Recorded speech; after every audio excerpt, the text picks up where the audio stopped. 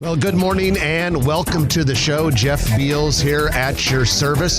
This is the only show that you will find in the entire metro area that talks about business and construction, real estate, local growth and development, economic development, fun things related to your favorite city becoming bigger, more vibrant, and more prosperous. Our sponsors are D&M Roofing and Siding, along with Dingman's Collision Center. And now it's time to bring on my co-host, a man who is enjoying broadcasting high above Underwood Avenue in beautiful downtown Dundee, and a legendary real estate deal maker, Trenton Magid. Good morning, ladies and gentlemen. Good morning, Jeff. Well, good morning to you, sir. And we have to give a quick programming note. Trenton mentioned this on last week's show. Only 3 times. Three times. And it was my bad because I forgot to tell him before the show started. But you had said that Mayor Jean Stothert was going to join us this week, and she was. But then this guy, Terrence Crawford, had to go out and unify the 4 belts and become the undisputed welterweight champion of the world. And we're having a victory parade for him right after the show. So we moved Jean Stothert. It's the Grow Omaha Victory Parade? Yeah, the Grow Omaha Victory Parade. Actually, that's not true, but had they asked, maybe we would have thrown a little money into the hat. But Jean has been moved to mid-September because we are going to celebrate our hometown hero, truly one of the greatest athletes in the world right now. It's going to be huge downtown. And a couple things. Number one, I was totally not going to throw you under the bus. I was going to say, because of the parade, we had to change the Jean Stothert episode. However, we do appreciate her, and that is the reason why.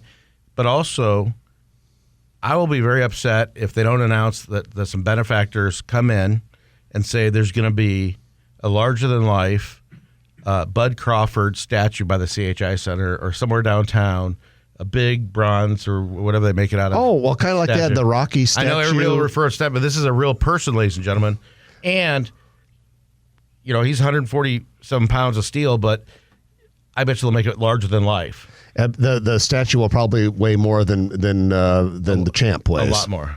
But no, you know, that is a good point. We definitely do need to have a Terrence Crawford statue, and the CHI Center would be the perfect place because that's where he brought everybody. Well, he's fought there several times. He's defended his. I've seen him 3 or 4 times there. Oh, have you really? Oh, yeah. Yeah, well, that's the perfect place for it. Yeah, in Philadelphia, they had put it at the top of the art museum where Sylvester Stallone ran up the stairs in the first movie.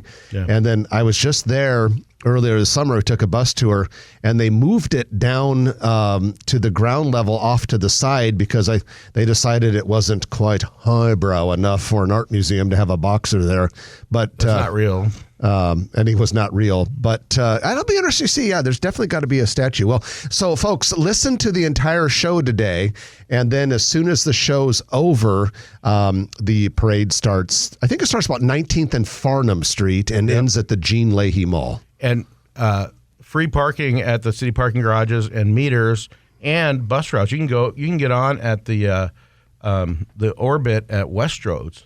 And go down there and take it all the way down, and listen to us on your phone as you're taking the Orbit downtown. So you've got time to get down there. I think there are going to be thousands and thousands of people. It's going to be a spectacle and certainly enjoy a great celebration. So our own Brad Williams, who is one of the most accomplished photographers in Omaha, was granted early access, a sneak peek, if you will, of the 2 riverfront parks that have yet to open. Heartland of America Park and Lewis and Clark Landing. They will open on August 18th, which is about a week from now. So at any rate, if you want to see what some of those park views look like, go to the Grow Omaha Facebook page, and Brad has posted about 4 or 5 of them on there. Can't wait for that to open. That park is those 2 parks are going to be a smash hit. The photos are beautiful. It's game changing, and it's free. And the stakeholders, most of that money was private, and the people that had the foresight and the inspiration to see this through are awesome. Big public restrooms, just the amount of things to do, and it's going to continue on the Iowa side as well with the Mid-American Energy Tower, and it's Discovery Tower, something they call it. It's a big That'll be awesome. It'll be like That'll be awesome. many platforms, and then they're going to have like glides, kind of like I imagine it's like a zip lining, but you're harnessed off of 480 foot rides that take people down. Then they're going to have synthetic. I say synthetic, but they're going to have caves. They're going to have man-made caves or women-made caves, whatever you want to call it. But that you can go in there and find different discovery things, and that'll be neat when that finally gets done. We don't have a timeline for that, but it'll definitely be a new attraction. Yeah, I'm anxious to get that going. Well, let's go into our news of the week, which is brought to you by Eagle Mortgage, eaglemortgagecompany.com. If you want to stop by the office, it's at 114th and Davenport. But Eagle Mortgage has been doing what they do for more than 3 decades, countless clients served. And you know, buying a new house is one of the biggest financial decisions most people ever make. And it's very important, and sometimes it can be a little bit stressful. And so when you're putting yourself in that situation and taking that plunge, one of the things you want to do right at the beginning, and I mean very beginning, is talk to Eagle Mortgage. You can work with them, figure out where you stand financially, get a pre-approval letter that you can show to the realtors that represent sellers of houses you might be interested in. And they just take good care of you. We know the team personally over there at Gromahal. We've been working with them for many years now and have talked to countless people about how good they have been treated, how well they've been treated by Eagle Mortgage. We've had a few people that say, hey, you guys talk about Eagle Mortgage all the time. They financed my house or they did my loan. And strongly recommend them. You can find them online, like I said earlier, at Eagle Mortgage Company. We'll help you fly above the other offers with that Eagle Mortgage pre-approval letter. You're playing on the Eagle theme. Yeah. It took you 7 years because I think they've been with us for about 7 years. It took you all that long to come up with that. No, I had it. Okay. Well, first up on the news item, Trenton, Google is officially announced, we kind of already knew this and maybe talked about it a little bit, but they officially announced this week $350 million more in capital investment on the Council Bluffs campus, the Council Bluffs 1,000 acres or plus data center campus. Yes, sir. It's 1,000 acres. It's a little bit east of I-29. Bungie Road. On Bungie Road, and for a lot of people that are not sure what that is, it's just north of the Mills-Pottawatomie County line a little bit. And that, like Trenton said, 1,000 acres, it's absolutely huge. And they've been building on that 1,000-acre campus for, what, maybe a decade now or something like that? $5 billion. Unbelievable. I remember when $5 billion was a lot. Well, it is a lot because if you look at the size and scope of those Google data centers, now that $5 billion also includes some investment on the Nebraska side. They have a data center that is under construction in Papillion along Highway 50 at about Schramm Road. And then I don't know if the $5 billion includes this, maybe not because it's in the early stages. They have a huge 500-ish acre data center in northwest Omaha that is kind of early in construction. Rapidly expanding. And do you ever wonder if people that live near a Google data center, whether they get faster searches, or if you live near a water tower like in Elkhorn or Gretna or something like that, your water pressure is a lot higher?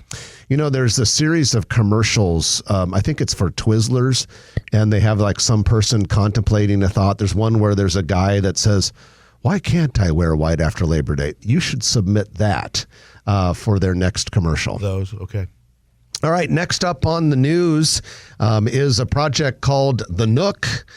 Bluestone Development plans to build a $46 million project with 250 rental units near 8th and Pine Street. This is on the campus of the former Grace University. Grace University went out of business, so to speak, a few years ago. And part of the campus, Bluestone turned into an apartment building, kind of their old administrative and residence hall building, which before that years ago was a hospital. And then another part of it was incorporated into this new Pine Elementary that OPS opened, maybe about a year ago or something like that. And the plan here is to put 250 units in 10 three-story buildings, and these buildings would take a lot of empty lots and would actually form a U-shape around the new elementary school. Really cool project. Now, if they build a second, is their second phase going to be called the cranny? The nook and cranny? Because, you can have a breakfast nook, but have you ever heard of a breakfast cranny? I have not. I've been working on this material all week. A fourth baby elephant was born at Omaha's Henry Dorley Zoo and Aquarium last Sunday. So 4 elephant calves in, a year or two? Yeah, something's in the air down there. It's pretty epic and a critical step forward for, preserving African elephants and certainly growing the herd in the United States. Herd size is getting pretty big here in Omaha. We may have 1 million people in Omaha, but we now have 9 elephants. They're doing something with the peanuts down there. If you go to the zoo, they won't let you inside the elephant building right now, but this baby elephant and her mother do go into the outdoor part. So if you go to the outdoor part, you stand a good chance of seeing the new calf. They're the cutest. I go down there for the sea lions, go underneath in the observation window. Everyone loves the sea lions. The sea lions are like water dogs, and they follow your hand, and they look at you, and they can tell you're there. But the baby elephants, the things that they do with logs and just play around with their mother, and it is the coolest. Yeah, that's cool. If you just want to kill a couple hours, go to the zoo. You'll always have a good time. It's always fun at the zoo. Lutheran Family Services held a ribbon cutting recently for its new headquarters at 79th and West Dodge Road. Congratulations to them. We've mentioned this before, but just in case you missed it, the building that they had been headquartered is called the Dunklau Building, 24th and Dodge. They're going to be using it into the fall a ways, but the building has been sold to developers. That developer had announced a kind of 4 or 5 story apartment building that would be affordable rent. Don't know for 100% certain, if that's still on or what the timeline is, but hopefully that would be a real nice adaptive reuse of that place.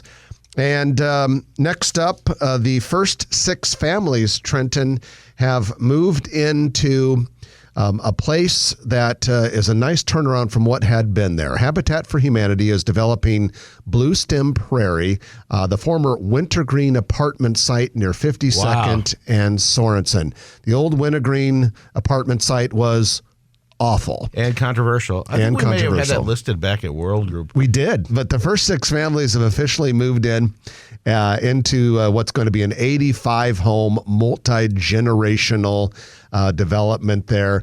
Habitat and its partners broke ground on Blue Stem Prairie back in May of 22, so it's coming along nicely. And that's a nice success story when you take an area that had been known for a lot of problems and turned it into something pretty cool. So that is your news of the week, which is brought to you by Eagle Mortgage, eaglemortgagecompany.com. We're going to take our first break of the hour, and when we come back, we're going to bring on Eric Miller. He's a senior transit planner here in Omaha, and we're going to talk to him about some things related to the streetcar and development that can happen because of mass transit. He's just moved here from Denver, where he did a lot of transit work, and we're going to talk about some of the development things that happened in Denver that might be replicated here in Omaha. So you're listening to Jeff Beals and Trenton Magid on Grow Omaha. We're brought to you by Dingman's Collision Center and D&M Roofing and Siding on News Radio 1110 KFAB. And welcome back to the show. Jeff Beals sitting next to Trenton Magid in the Penthouse Studio, high above Underwood Avenue in beautiful downtown Dundee. Show's brought to you by Dingman's Collision Center and D&M Roofing and Siding. That's the company you want to call for any roofing need. It doesn't matter whether it's a residential building or a commercial building. We got a lot of listeners out in Fremont and had a little bit of a storm that came through there a couple weeks ago. If that affected you and your house, just give D&M Roofing a call. They'll work with you. They have done work for both Trenton and me over the years, and we have found them to be superior in their service and their deliverables, the actual finished product of the roof, but also the customer service. Now, if you have a commercial building, great programs for commercial buildings as well. D&M Roofing and Siding, dnmroofing.com. All right, we're going to bring on a guest who's an expert in the public transit world. His name is Eric Miller, senior transit planner with FHU, an engineering and planning firm based in Denver, but with an office in Omaha. Eric, welcome back to the show. Thanks. Good to be here. Oh, we need to get his microphone. Okay. Can we hear you? Yeah, I hope so. Oh, there we go. Okay, Yeah. great. Okay. Good. Yeah, real close to the microphone. So Eric was with us on the show almost 19 years ago to the day. Yep. And we had you on, and you were in the process, you're an Omaha native, you're on in the process at the time of transitioning to Denver. Right, yeah, I was going to grad school at the time. Yeah. My planning degree. And doing a planning degree, and then you ended up working out there. Yep, I was an intern at URS at the time. It just doesn't exist anymore. And now after all these years, you've come back to Omaha, but you're still in the transit world. Yep, still doing transit planning. And it's a nice time for you to be back because, we're going through these plans to get our streetcar launched and all that. So we wanted to talk to you a little bit about, given your experience, because Denver, they haven't really done the streetcar thing. They did more of the light rail thing, but it's been a big success. Yep. And it's spread out all over the metro area. And I notice every time when I'm driving around Denver, when I'm on one of the freeways, their light rail oftentimes follows some of the freeways like I-25, 225. I'm starting to see transit-oriented development pop up along there. So, well, first of all, why don't you just give us an idea about what transit is like in Denver, and then we can talk a little bit about transit-oriented development. Yeah, that sounds good. And so I actually worked for the Regional Transportation District, RTD, their transit authority, for about 12 years. And so during that time, we opened 9 new lines or extensions, rail lines. And so it was an exciting time for growth. The Denver model was basically based on a regional model, trying to connect all the cities together because there's a lot of different cities and one transit authority covers them all. And so we tried to get everybody together on this plan. And I think every mayor was in favor of it except for one. So it was a pretty big, successful deal. So when you talk about light rail, and I actually, in a different life, when I was in the Los Angeles area, we had the RTD as well. And when you talk about light rail as opposed to streetcar, I assume that light rail means it's a dedicated, is it dedicated not following the automobile traffic? Right. Yep. Yeah. Dedicated right away. And I should mention there's a difference. There's light rail and commuter rail, which is basically the difference in Denver. The commuter rail just uses different vehicles. We basically have the same 15-minute, 30-minute frequencies throughout the day on all the corridors. But for the commuter rail, it meets FRA standards for running on freight track is basically the difference. So there's a little bit of both. So like, for example, the A line that goes from downtown to the airport in Denver, that's commuter rail. Even though it is? Yep. A lot of people say it's light rail, even in Denver. I mean, they just think, everything's light rail, but there's a difference. And even in Denver, we have some almost street running light rail that acts like a streetcar, like one car trains, stops every 3 blocks or so. So Denver's had this great success story with their light rail. Of course, they're a market size, probably 3 times the size of the Omaha market size, if not more. But Eric, talk to us a little bit about some of the development that has happened in Denver because of all of this light rail. Right. Yeah. And so that's probably been the biggest positive thing to come out of this. I remember when we've passed fast tracks in November 2004, which was a big vote to increase the sales tax. A lot of things we're talking about. We're going to reduce the air quality is going to get better. We're going to reduce traffic congestion.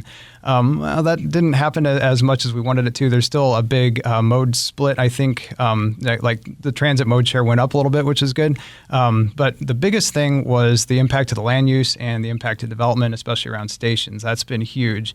And so obviously in the Denver model, since we have light rail and commuter rail, stations are spaced a little farther apart until you get to places like downtown, like Denver Union Station, even the 5 Points area where I mentioned we have the streetcar like light rail, where we have development patterns more closely together like we'll see here in the streetcar. But in Denver, usually you'll see it centered around stations, usually in that like quarter-mile walkable area, really close to the station. But it's been very successful. There's still some spots where I'll go by on the train and I'm like, this still hasn't been developed. But there's a lot of places where it's like, finally, this is coming together and we're getting to see some, redevelopment. We're seeing some greenfield development out in the suburbs. And we're also seeing the brownfield places that like industrial sites that abandoned, went away. And then now finally we're getting some increased development, which is good because in Denver, housing prices are so expensive.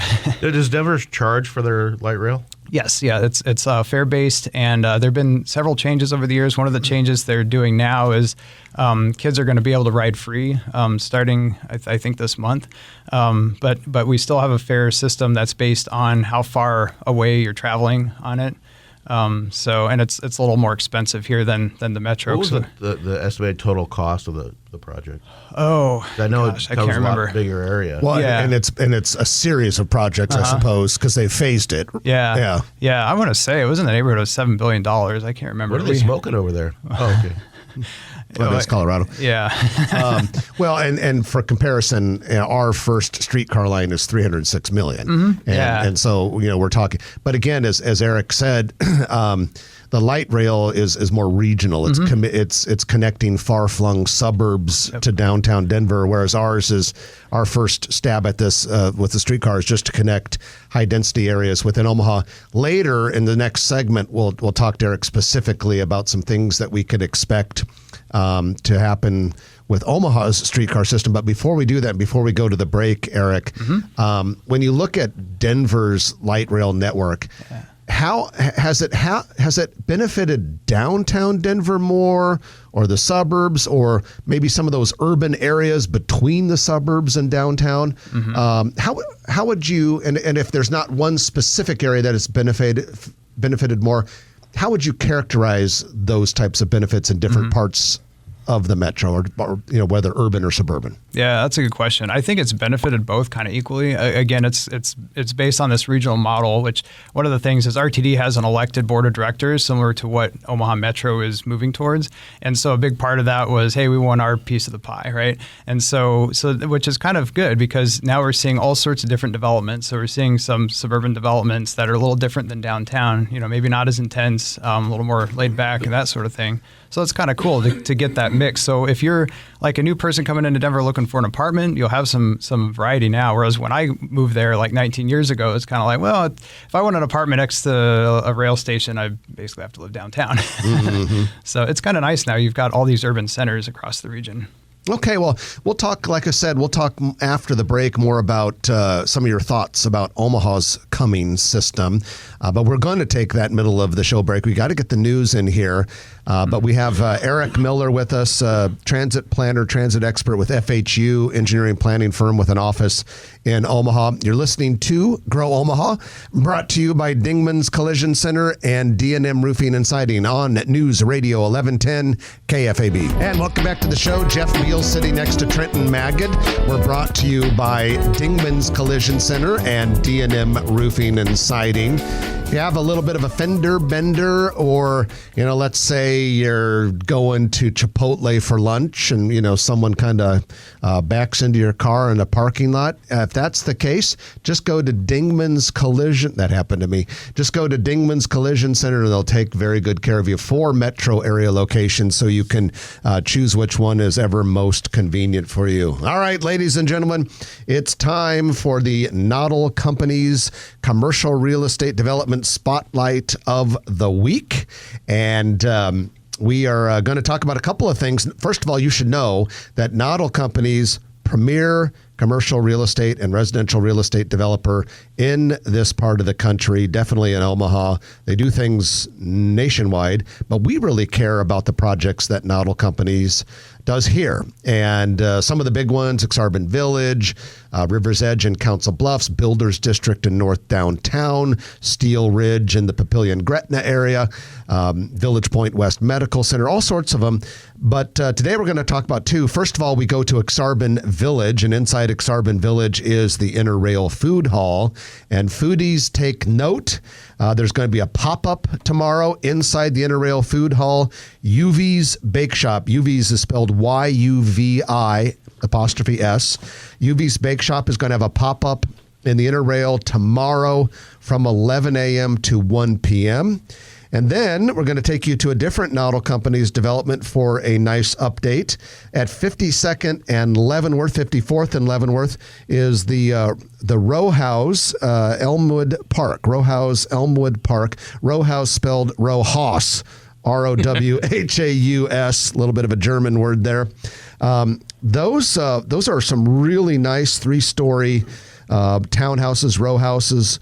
And there is now a model open. If you want to go see what those look like, if you're thinking about purchasing a row house in Midtown, that's a great development. I drove by it this morning on the way to the studio. Very, very cool place. Yeah, Noddle's really expanded into residential development, especially condos and and apartments and row houses. Yeah, they call it, in fact, Noddle Homes, which is a division of Noddle Companies. If you want to find out more about all the good people at Noddle and what they're doing, just go to noddlecompanies.com. All right, we have Eric Miller with us. He's a senior transit planner with FHU here in Omaha, and had been with the FHU office in Denver for a long time and transferred back here to his hometown. And Eric, we were talking about how transit in Denver has really kind of changed the landscape. Here in Omaha, we're going to see construction start pretty soon, and it'll take a couple years, but we're going to connect a streetcar. A streetcar will connect downtown Omaha through Midtown to the University of Nebraska Medical Center. All right, in your opinion, what's this new streetcar line going to do for Omaha's urban core? Yeah, that's a good question. I think it'll be really beneficial in a number of ways. I think kind of the three biggest things that I always think about is, first of all, it kind of puts you on the map as being, having this new asset, right? That's kind of talked about. So that's number one. And number two, having that extra mobility choice for people is going to be huge. But then also like the ability to shape kind of the development patterns and not having to rely so much on parking in this part of the urban core, that's huge too. So I might have said them kind of in the reverse order of priorities, but I think those are the big advantages for this part of Omaha, and just grow from there, hopefully. So our streetcar will be free. Mm-hmm. There's going to be no fare. Right, like DC and Kansas City. Okay, how important is that? Well, I think it's good. You see a lot of transit agencies, not even with streetcars, with buses, trending that way, like Kansas City's system, for example. We've had some others, and I've been somewhat involved in other studies that look at, hey, should we transition to a zero fare? Because part of that is it gets to a point where, for example, there's not a single like transit system or rail system for passengers that makes a profit. And so you have to figure out how much is that subsidy. Well, if your fare box recovery, like how much fares cover the operating costs, is so insignificant, so small, is it really worth charging fares? Because you have to, collect the fares and maintain the machines and all that. And so you get to a point where maybe not. And so I think that's kind of good. And then just the accessibility and the equity for letting passengers ride is huge. Not only that, people will rely on it for getting to work and things like that, but the flow and saving the time to figure out how to pay for it and all that kind of stuff. Good point. One part of it, thank you. One part of it is when someone doesn't pay for something, it's kind of you get what you pay for. But I think this is different. If you have a public event or something, and if you don't make people register, or you don't make them pay a nominal fee or something, they just kind of like forget it. But this is kind of a necessity for some people, and then I think it's great that nobody's going to complain that it's free. They're going to complain about how it gets paid for and make sure our taxes don't go up, which they shouldn't. But right. So I give the stakeholders credit for let's make it no charge. So Eric, let's say this thing is a big success, and we hope it is. I think there's a good chance it will be. Where, in your opinion, as a professional transit planner, where would maybe a second or a third phase be? Where will we extend this thing beyond the downtown Midtown line? Yeah, that's definitely something to think about, and always something you want to keep in mind as you're building that first system, because then you want to think, hey, are we putting this in place where there's a logical extension and we're not, doing something that we have to tear out or really deconstruct in 5 or 10 years. But so there's some logical extensions. There's obviously a couple north, like 30th Street, maybe 16th, south, maybe 10th, 13th, going out west, Arks-Harbin. Do we take Saddle Creek? Do we go through UNMC? That sort of thing. East to Council Bluffs. I think what makes sense is you just kind of look at where the local where you have the local people that are really supporting it and moving forward. And so what I see is like Council Bluffs is way ahead of everybody else with the extensions, because they've already done a couple of studies. They're doing another study now that'll start soon, an environmental study that'll last a couple years, so that puts them in line for federal funding. So as challenging as it is to get across the river and go over that way, they've actually been putting in a lot of work, so that's good to see. So that could potentially be the first one. But I could also... What about the airport? Yeah, the airport, that's a good question. In my mind, like obviously, like coming from Denver, it's a lot different because our airport is huge. But even our airport in Denver, like most of the ridership is people that work at the airport. Oh, really? Yeah, it is a massive employment center. And so you get on the A line, like, because I've had some early flights out at like 6, 7 a.m. You get on it at that time, like 3 or 4 in the morning, and it's people going to work, and the trains are just packed. So do we have that here in Omaha? I don't know. Not really. The need. But on the other hand, it's very close to downtown, very logical, right? So maybe there's a way to make it work. But it's interesting that a lot of cities look at that. Well, Eric, we appreciate you joining us and giving us a little insight. It's exciting. Trenton and I know we can't wait to see what types of buildings start popping up once the track construction starts. But appreciate you joining us. Welcome back home to Omaha. Thanks. Glad you've decided to come back. Yeah. Eric Miller, Senior Transit Planner from FHU, engineering planning firm. With an office here in Omaha. We're going to take our final break of the hour, and when we come back, it'll be the Turner Construction Lightning Round. A lot of things on the list that you don't want to miss. You're listening to Jeff and Trenton on Grow Omaha, brought to you by Dingman's Collision Center and D&M Roofing and Siding. Back in a moment on News Radio 1110 KFAB. And welcome back to the show, and it is time for the Turner Construction Lightning Round, in which we talk about a lot of things in a very short period of time. Thank you to Turner Construction for making this possible. Turner Construction is building Omaha's future one project at a time. I want to give a shout out to Bridget Bumgardner from Turner Construction. Bridget invited Trenton and me to speak at Commercial Real Estate Women's monthly luncheon. The Commercial Real Estate Women, everyone calls them in the business crew for short. And it was nice to be there and talk about things. And, the fact that Bridget from Turner is involved in crew is just indicative of the way Turner works. They have all of their people investing in the community, caring about the community, and they show it, by sponsoring things like Grow Omaha. They had a good turnout at that event. There's a couple younger colleagues of Bridget's that showed up too. Yeah, very, very nice. And of course, if you are ever looking for a contractor, Turner Construction is a great, great choice. They are a big company. They have deep resources, financial resources, expertise resources, people in various offices around the country. But here in Omaha, they're like a local contractor because they hire Omaha people who've been in the business for a long time. So we can't say enough about the quality of work and the quality of service that you get from Turner Construction. All right, Trenton, first off, we've got a new breakfast-only restaurant in far northwest Omaha. Well, it's breakfast and lunch. I was honored to be invited to the VIP event. They just opened a couple days ago. Brett Weiss owns a bunch of Pepper Jacks, but he also has 4. Well, I think this will be the 5th one.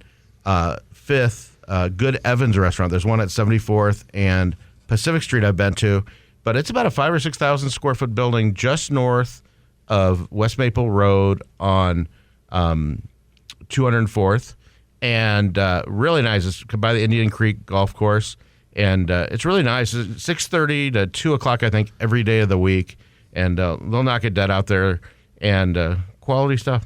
Five Guys Burgers and Fries will open a location soon at Cornhusker Road and Fort Crook Road in Bellevue. That was a surprise. Jay's Smokehouse has opened inside the American Legion building at 230 West Lincoln Street in downtown Papillion. This is not unusual. Moran's Grill, which is a popular restaurant, got its start inside this American Legion building.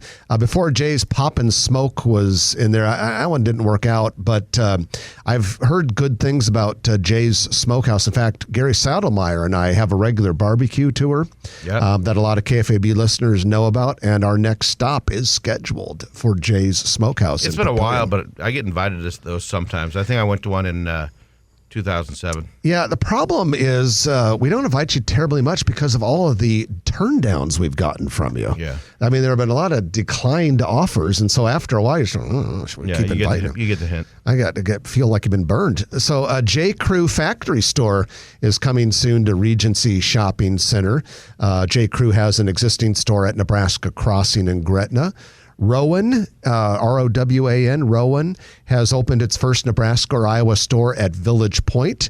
This is a chain out of New York, fast growing. They do ear piercings, all of which are conducted by licensed nurses. So they are now at Village Point. Before that, the closest existing locations were in Minneapolis and Chicago. There was my side business.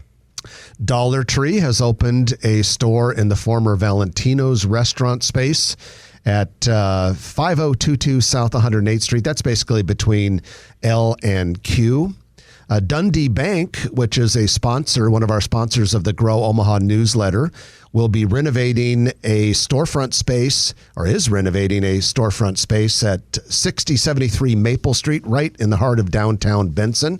And when that opens around the 1st of October, that will be Dundee Bank's 4th branch office. The existing branches are in Dundee, of course, along with Blackstone District and Little Bohemia. So it's good to see Dundee Bank doing well. West Omaha Dermatology will be the first tenant in a new retail space at 11717 Bryan Street in Gretna. It's just off Highway 6. A little bit south of downtown Gretna. This medical practice will be about 4,000 feet. Then there's a new retail strip at 156th and Ida. Nails of Grace, which is a nail salon going in there. And then a dental office has already opened in that same area. And real quickly, I wanted to share a little bit of residential real estate news with everyone. This comes courtesy of Joe Finley of NP Dodge. Joe writes our residential real estate column for the Grow Omaha newsletter. And a few things I found interesting in this week's column. In July, 640 existing homes were sold in Douglas County. And 80 new construction homes were under contract in July in Douglas County. This part I wanted to tell you, music's playing really fast. 18 homes were listed for over $1 million and went under contract in July in Douglas County. Wow. $18 million home, or $18 million homes. All right, that's it for this week. I'm Jeff Beals. And I'm Trenton Maggot. You've been listening to Grow Omaha, brought to you by Dingman's Collision Center and D&M Roofing and Siding, along with Turner Construction. We'll chat with you next week at 9 o'clock right here on News Radio 1110 KFAB. If you like this video, be sure to hit those like and subscribe buttons. And remember, Grow Omaha is not just media. This is a mission. We are trying to build up Omaha and make it an even better place. We can only do that with your help. Share this video with your friends, neighbors, and family.